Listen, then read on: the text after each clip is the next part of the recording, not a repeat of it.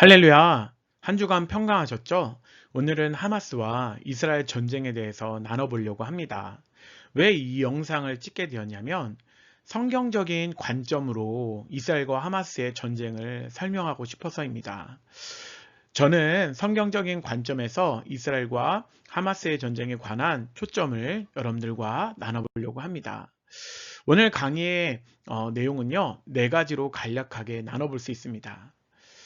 네, 사실을 근거하고 성경적인 관점으로 객관적인 내용들을 다루려고 합니다. 첫 번째 내용은요, 팔레스타인은 누구이며 왜 이스라엘을 공격하는가? 둘째, 이스라엘 백성은 누구이며 왜 고난을 받는가? 셋째, 이스라엘 백성 독립은 합법인가? 왜 예루살렘이 중요한가? 결론적이면서 네 번째, 이스라엘 백성들에게 일어날 일과 대한민국 교회의 사명은 무엇인가? 이런 부분을요, 나눠보려고 하는데, 특별히 성경은 이스라엘이 보는 관점으로 이야기를 나누는 부분이 있음을 생각하며 들어주셨으면 좋겠습니다.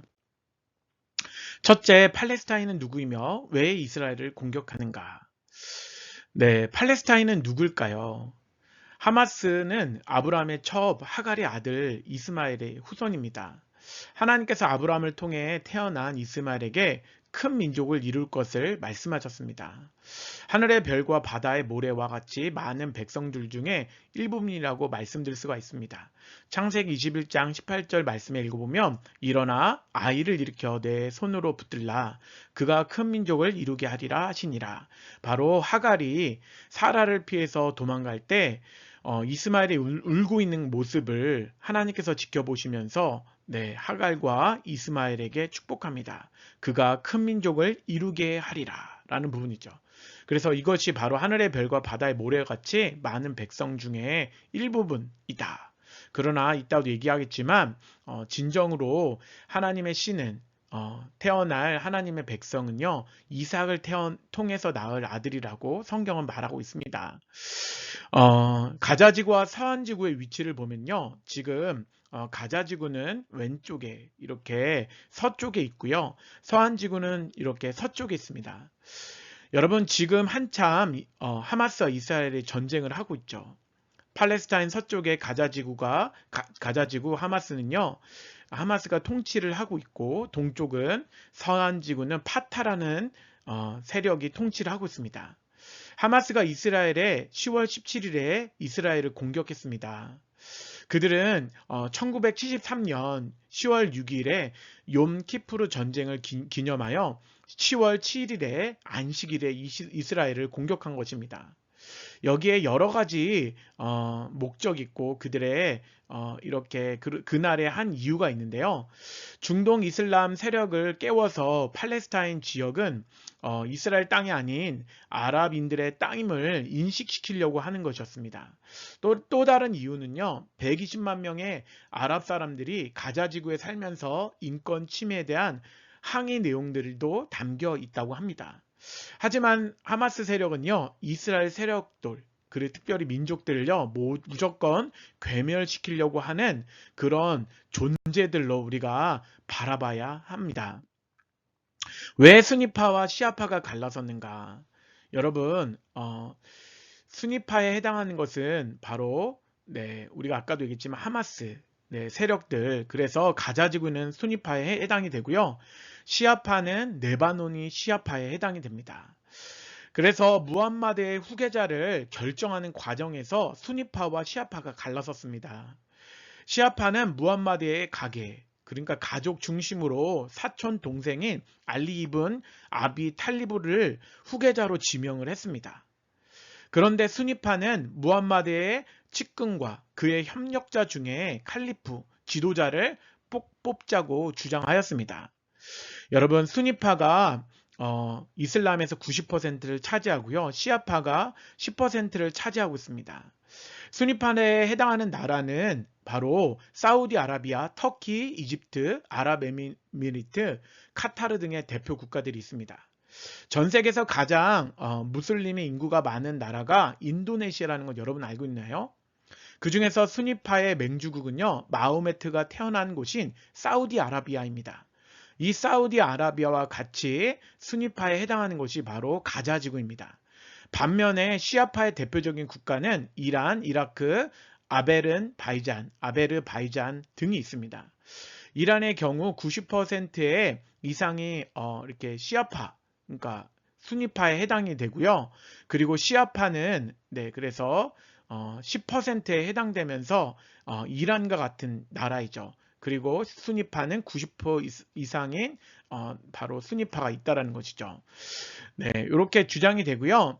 팔레스타인의 아랍 사람들이 언제부터 그러면 살기 시작했는가? 우리가 이 과정들을 살펴봐야 되는데 AD 135년에 노마 하드리안이 시몬 바르 코크바 반란을 진압한 후에 유대 민족을 뿌리 뽑기, 그래서 유대 민족을 제거하기를 시도하였습니다.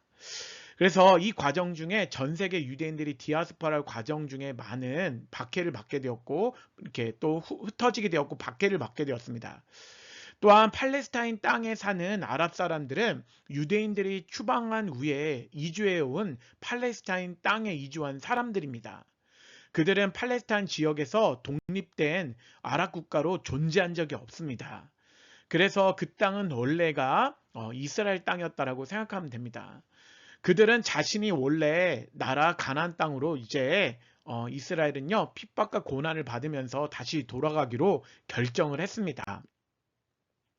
하마스의 전략은 무엇일까요? 하나님의 나라를 저지하려는 악한 세력으로 보면 됩니다.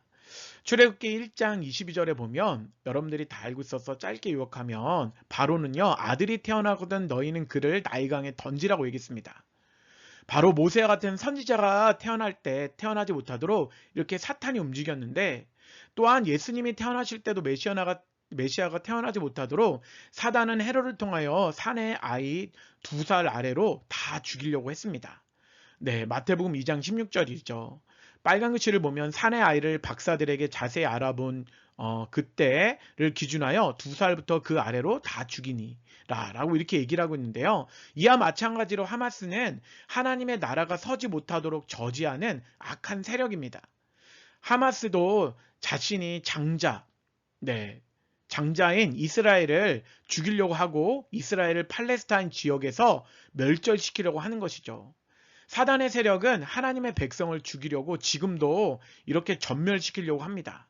하마스는 이스라엘 백성을 가나안 땅에서 멸절함으로 그들이 하나님께서 선택받은 백성이 아니라 자신이 하나님께서 선택받은 아브라함의 장자임을 이렇게 드러내고 있는 것입니다.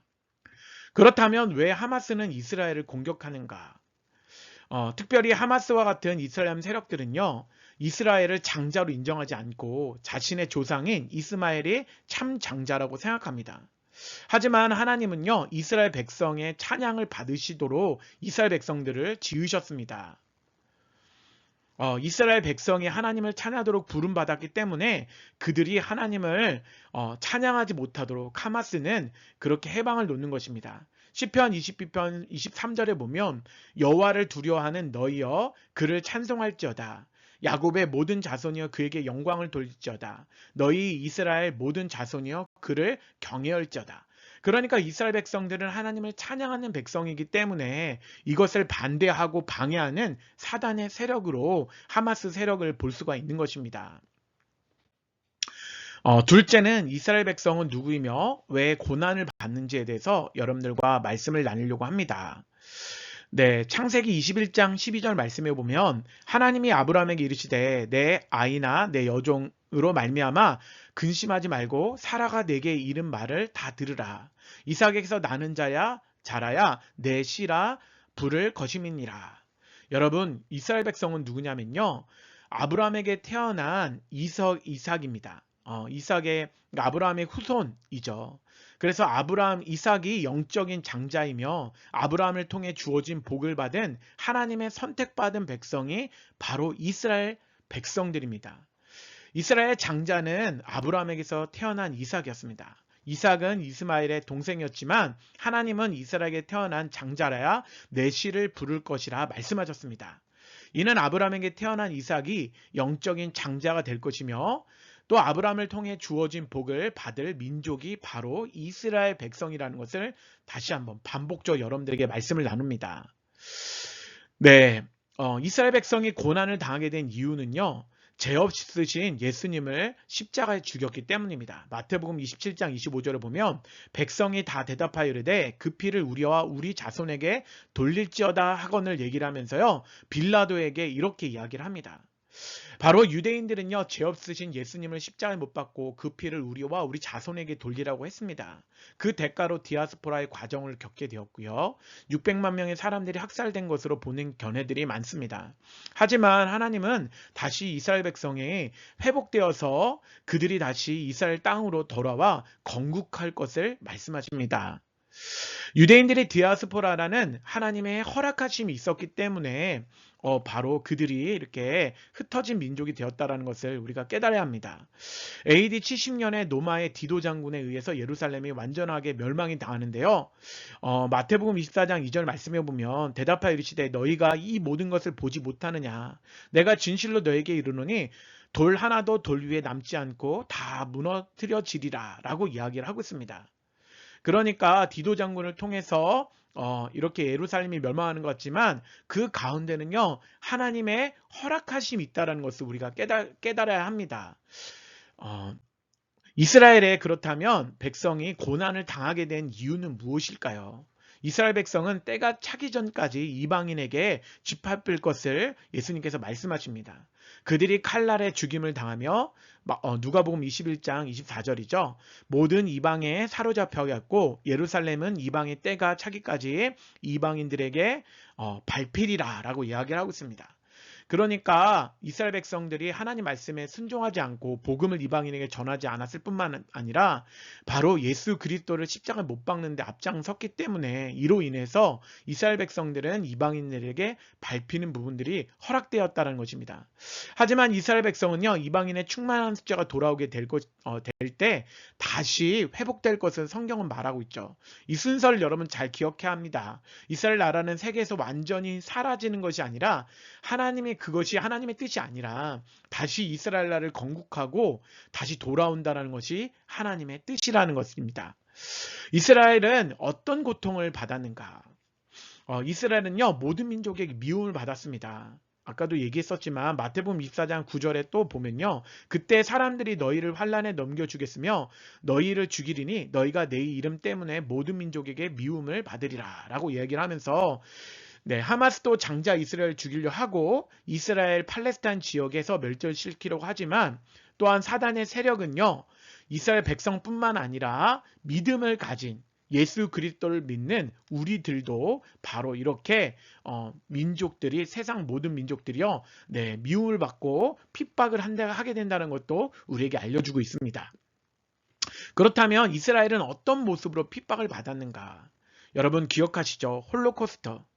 그래서 몸이 뼈가 될 정도로 고통을 당하는데 에스겔서 37장 1절 2절에 보면 빨간 글씨 보면요, 골짜기 가운데 주셨는데 거기 뼈가 가득하더라. 또한 2절에 그 골짜기 지면에 뼈가 심이 많고 아주 말랐더라.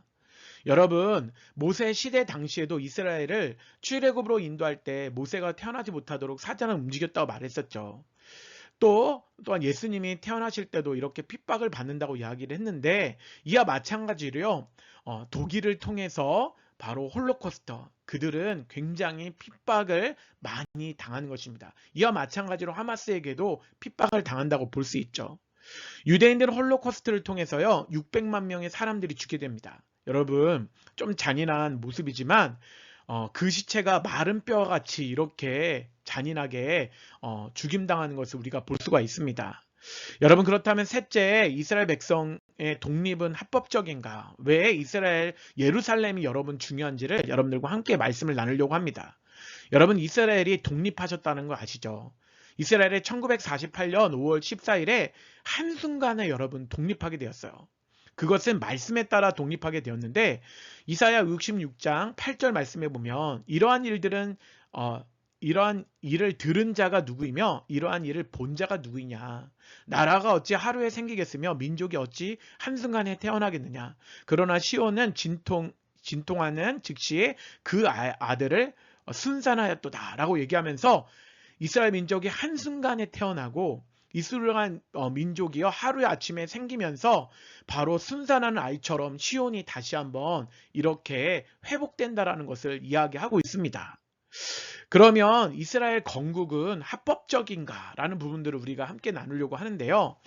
1947년에 유엔 분할안 가결에서 찬성이 이스라엘의 그런 땅을 갖는 거, 분할해서 땅을 갖는 거에 대해서 33표가 찬성을 했고요. 기권 10표, 반대표가 13표가 있었습니다.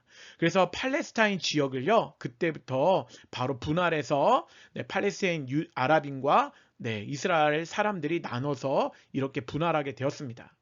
이를 못마땅하게 여긴 이집트와 그리고 레바논, 시리아 등이 1948년에 이스라엘을 멸망시키기 위해서 1차 중동 전쟁을 일으킵니다. 여기서 이스라엘이 승리한 후에 1948년 5월 14일에 이스라엘은요, 독립된 나라를 선포하게 됩니다. 그래서 이렇게 5월 14일에 이스라엘은 독립을 1948년에 맞이하게 되죠. 그리고 또 1967년에 6월 5일부터 10일까지 6일 전쟁을 치르면서 이스라엘이 승리한 후에 예루살렘을 회복하게 되었습니다. 그러니까 이스라엘 건국은 합법적일 뿐만 아니라 또 전쟁에서 승리해서 독립국가를 이루고 또 예루살렘까지 1967년 6월 5일부터 6일 전쟁을 치른 후에 바로 그렇게 회복되게 된 것입니다.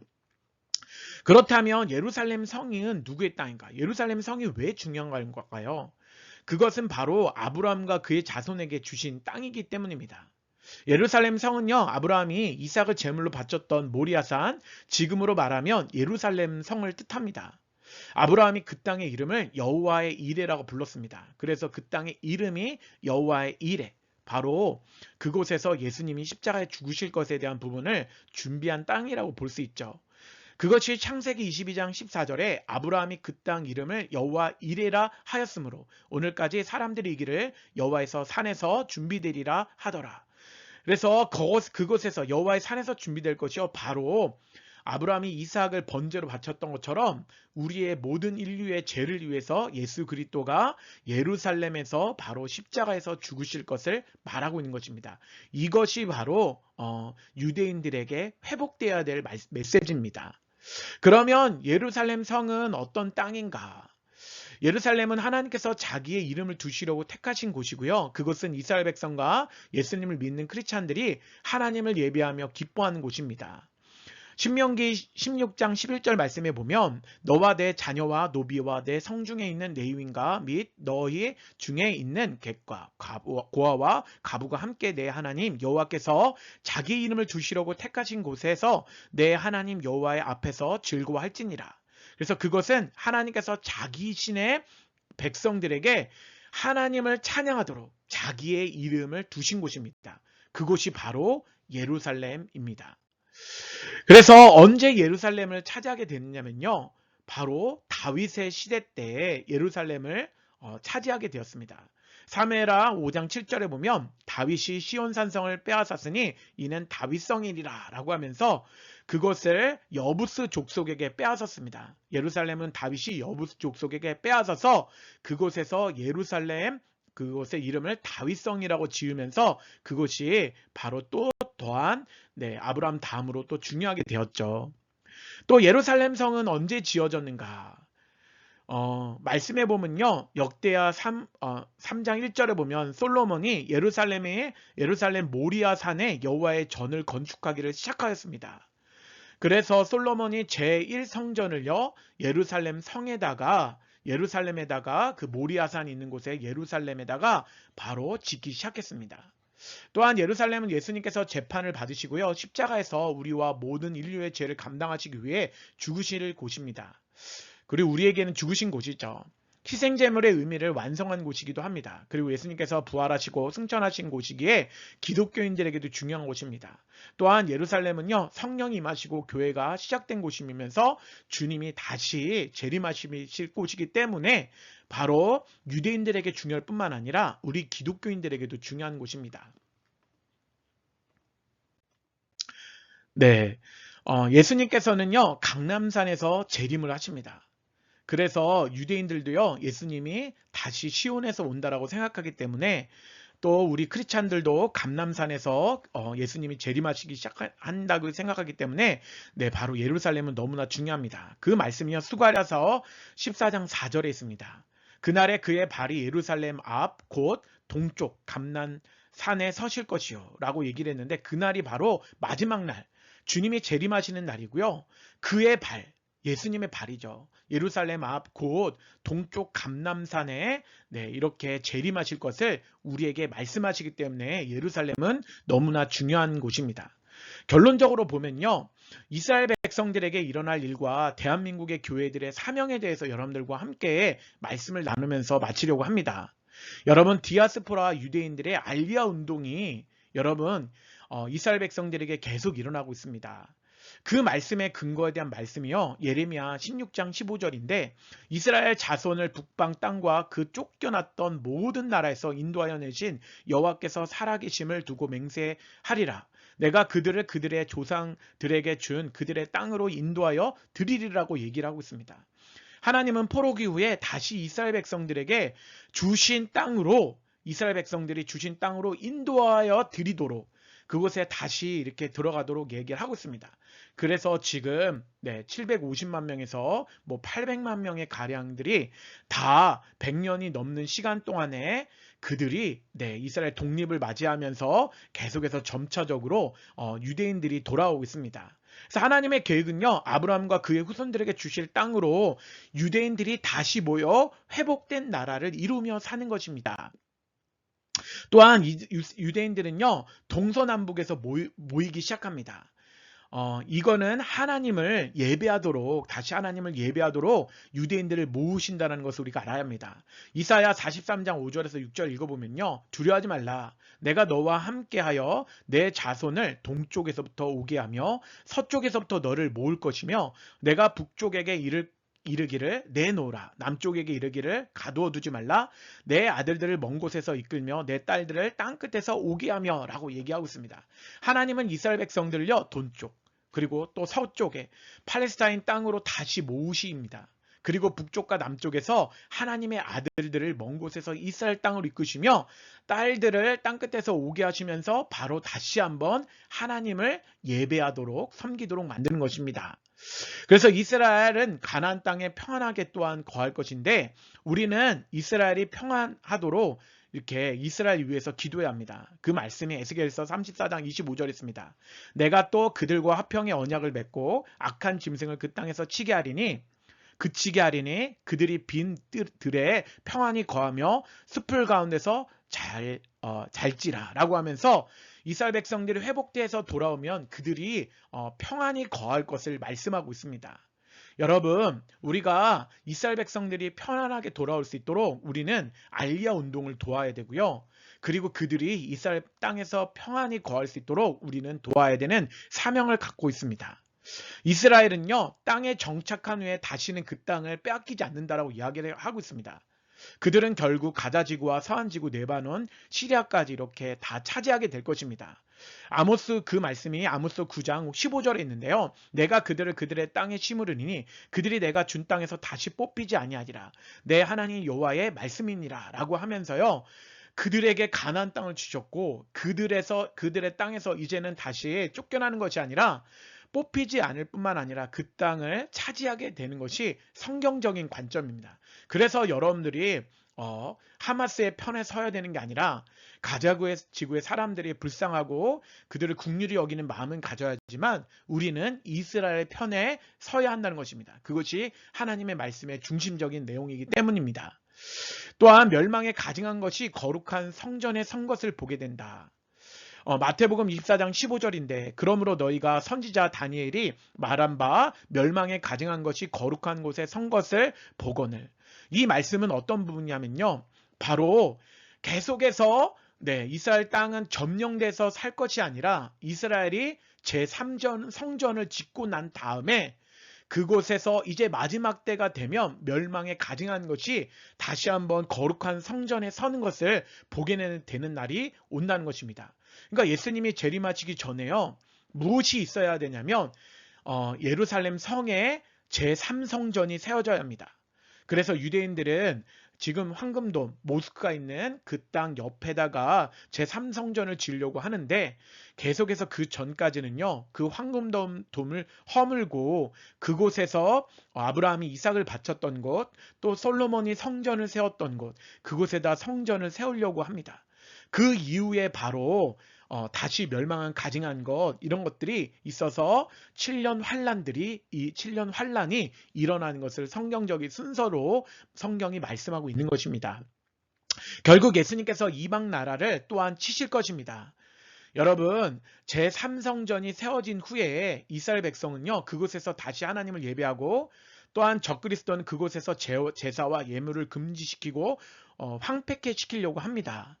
그런데 하나님께서는요, 결국 이스라엘을 도우셔서 이방 나라를 치시는 것을 우리가 깨닫게 됩니다. 그것이 스가랴 12장 9절인데 예루살렘을 치러 오는 이방 나라들을 그 날에 내가 멸하기를 힘쓰노라 라고 하면서 7년 환란 중에 3년 6개월 동안에 제3성전의 제사와 예배가 금지가 되고 또 핍박을 받지만 하나님께서는요, 네, 다시 한번 이스라엘 백성이 그 전에 또한 이렇게 됐을 때 회복이 될 때 치러 올 때 하나님께서 도우셔서 그들을 이렇게 멸망시키고 그들을 치시는 것을 볼 수 있습니다. 그러니까 지금 전쟁이 일어날 때 하나님께서는요 이스라엘을 도와서 이스라엘의 전쟁에서 승리하도록 하신다는 것을 우리가 기억해야 합니다. 또 여호와께서 이방 나라를 치신다. 스가랴서 4장 3절에 보면요. 그때 여호와께서 나가서 그 이방 나라를 치시되 이왕의 전쟁 날에 싸울 것이니라 라고 말씀하시면서 이방 나라를 치시는 것입니다. 그러면 마지막으로 우리나라 대한민국 교회의 사명은 무엇일까요?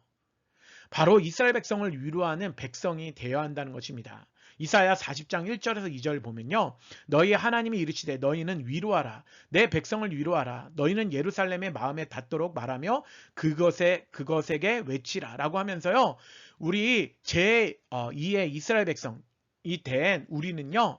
바로 예루살렘이 회복되도록 그들이 백성들을 위로하는 역할들이 우리 대한민국에게 맡겨진 사명입니다. 그런데 위로할 때 그냥 위로하는 것이 아니라 진짜 마음에 닿도록 평강이 그들에게 임하도록 그들을 위로하는 사명이 우리에게 있습니다. 또한 예루살렘의 평안을 구해야 합니다. 시편 122편 6절에 보면 예루살렘을 위하여 평안을 구하라. 예루살렘을 사랑하는 자는 형통하리로다 라고 하면서 이스라엘 백성을 위로하는 우리가 백성 그리고 예루살렘의 평안을 구하고 예루살렘을 사랑하는 백성이 되어야 합니다. 그런데 놀라운 것은요. 예루살렘을 사랑하면요. 우리에게도 형통을 주시겠다라고 얘기합니다. 많은 사람들이 이스라엘 회복 운동을 위해서 이스라엘에서 기도하는 그런 또 돕는 교회들이요. 굉장히 형통하고 가정들이 형통하는 모습들을 보게 됩니다. 또한 우리가 해야 할 일을 교회가 해야 할 일은요. 복음을 유대인들에게 전해야 합니다. 이사야 40장 9절에 보면 아름다운 소식을 시온에 전하는 자여 너는 높은 산에 오르라. 아름다운 소식을 예루살렘에 전하는 자여 너는 힘써 소리를 높이라 라고 이야기를 하고 있습니다. 그래서 두려워하지 말고 이스라엘에게 다시 한번 우리가 복음을 전해야 합니다. 그들에게 위로를 하고 그들에게 평강을 구했고 그들이 회복이 되었을 때 주님이 재림하시기 전에 그 나라 가운데 복음이 다시 한번 들어가야 합니다. 그래서 그들 가운데 남은 자들이 주님 앞에 돌아오도록 만드는 것이 우리 교회의 사명인 것입니다. 네, 오늘 짧으면서 조금 길었던 메시지를 여러분들과 함께 나누었습니다. 여러분, 이스라엘과 또 하마스의 전쟁에서 대해서 나눴는데 바로 여러분들이 오늘의 메시지를 듣고 이것을 좀 마음판에 새기시면서요. 여러분들이 이스라엘 위해서 저와 함께 기도하는 여러분 되기를 주님의 이름으로 축원합니다. 제가 기도하겠습니다. 하나님 감사합니다. 오늘 이스라엘과 하마스 전쟁에 대해서 함께 나눴습니다. 하마스는 이스라엘을 멸절시키려는 하나님의 백성을 멸망시키려고 하는 그런 세력이라는 것을 우리가 깨닫게 되었습니다. 하나님께서는 이스라엘 백성들이 다시 한번 포로된 생활에서 돌아와 회복될 것을 말씀하시는 줄 믿습니다. 이를 위해서 우리 교회가 이스라엘 평강을 구하면서 이스라엘에게 또한 위로를 하면서 또 그 땅을 위해 기도하는 믿음의 거룩한 대한민국이 되도록 하나님 기도합니다. 한국 교회가 영적으로 깨닫지 못하는 부분이 너무 많습니다. 이스라엘과 우리가 무슨 상관이 있는 것이 아니라 이스라엘 통해서 우리에게 말씀이 흘렀고 또한 말세 때 마지막 날에는 이방인의 충만한 숫자가 돌아올 때 다시 한번 이스라엘에 회복될 것을 우리에게 말씀하십니다. 그러기 위해서 하나님의 일은 이스라엘의 회복을 위하여, 이스라엘의 평강을 위하여 기도하며 애쓰며 또한 선교를 하며 복음을 전하는 것이 우리의 사명임을 기억하면서 오늘도 그 사명에 따라 최선을 다하는 귀한 우리 성도들 한 분 한 분 되도록 역사하옵소서. 예수님의 이름으로 감사하며 기도합니다. 아멘.